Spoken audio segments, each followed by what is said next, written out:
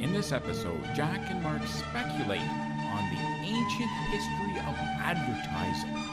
The Greeks, they had sales. Who invented warranty? Go to a store nowadays and they say, would you like to buy product protection for $20? That was Peter's Papaya, wasn't it? Yeah, Peter's Papaya. It's good you're here because I can't remember all these names. PP they called it. It was called the PP warranty. Buy this mule cart, you get a PP warranty with it. Unfortunately, it wasn't a very good warranty because when someone came back with a cart that they bought from him and the wheel fell off, say, or the axle failed, and they'd say, well, I want my warranty. And he said, yeah, but did you put bear grease on the axle? And they didn't have bears there. They said, what the hell's a bear? Well, if you didn't do that, then the warranty was void. The Greeks invented exclusion clauses. Yeah, so, it was, of course, people got pretty annoyed. PP, he got thrown into a volcano. He never made it out, eh? Or did he make it out? I think they sold him one of his grappling hooks, and they said, here's the warranty on it. We're going to throw you down in the volcano with one of your grappling hooks. And he said, wait a minute, but there's no rope with this. And they said, oh, really? They're the ones that came up with accessories. What were some of the products that, didn't come with the accessories, but the accessories were pretty important? Yes, well, there was the chariot that didn't come first. And the advertisements were a chariot with a horse being pulled, and they'd have a guy with big muscles, and you'd think, wow, if I buy this chariot, I'll have big muscles too. And then you buy it, and it's just basically a few pieces of wood. Yeah, and then if you read the exclusion clause, it said that you have to pull the chariot yourself. You could only see the product on display from 500 yards. So I can get a closer look at that product. And he would say, well, you have to buy it first. After all, it's not yours yet. By the time you get there, it'll be ready to go. Those Greeks, right? Didn't they come up with a cure for hiccups? They'd say, listen, give me 5,000 shekels and I'll cure your hiccups. And of course, the guy's desperate. He's been having hiccups for 4 days. They'd put him in a barge with a bunch of avocados and set him adrift. And they swore that would help. The barge would go out to sea and it would come back 3 weeks later and the hiccups would be gone. He survived by eating avocados. Hiccups, usually they go away on their own. And also, when he was way out at sea, a shark would come and it terrified him, and then he lost the hiccups. So it was kind of like not really a ripoff because it did do the job. Some people never found their way back to shore, and then there would be complaints. Well, you sent my husband out there with hiccups, and now he's gone. And then he would just say, well, does he still have hiccups? That was one way to get rid of hiccups in those days, was just to kill the guy. Go to the doctor, you'd say, hey, look, I have hiccups. Can you get rid of them for me? And the doctor would just kill you. Yeah, that was the budget version. Right. But you had to sign an exclusion clause for that before you signed up. What was the clause? It says, if you can't pay, I'm going to kill you. You had to go in there with some shekels. I mean, you got to be careful in those days.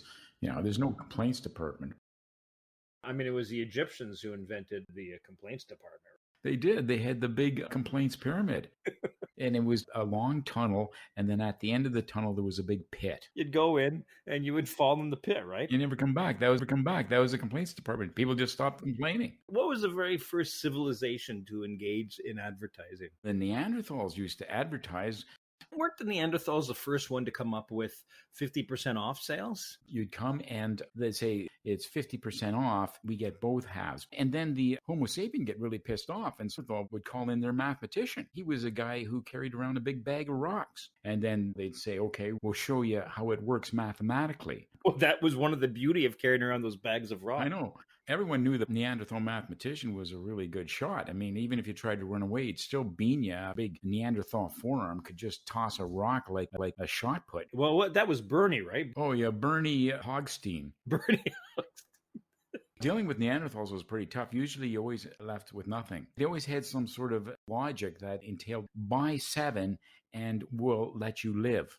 Who was it that came up with the concept? You go into a store, they'll have something which is really cheap in for that reason, and they actually lose money on that. That's the lost part, but it brings you into the store. That's what a lost leader is. What is that, the Cro-Magnon? Oh, the Cro-Magnon's a branch of humanity. They'd open up a shop and say, we got really cheap mammoth tails. And mammoth tails were a popular ornament, and so then you get all these Homo sapiens and Neanderthals coming in at the same time. Now you've got like about 10 Neanderthals and 16 Homo sapiens, and there's not enough mammoth tails. So then you got to go kill a few mammoths. They go in, they buy the mammoth tail, and then they come out. And now you got all this stinking mammoth meat lying around. That's why they went extinct. Well, you got to understand that Neanderthals and Homo sapiens, when you get them together, It's basically they start fighting over 2 mammoth tails that you got, and you want them to buy all the meat, and then they turn on the Cro-Magnons because they blame them for the whole mishap. And that's how the Cro-Magnons went extinct, because they were bad salesmen. The Neanderthals and Homo sapiens killed them? Well, they started having a brawl, and as soon as they started throwing things, the Neanderthals are pissed off at the Homo sapiens,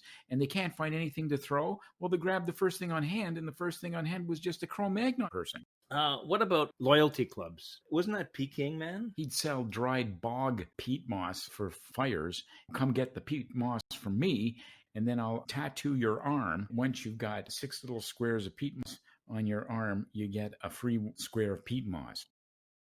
The little squares of peat moss would wear off. So people would go like 6 times, and then some of the marks would wear out, and then they were down to 4, and then they got mad. That was a danger of his business, and they find these guys in the bog nowadays.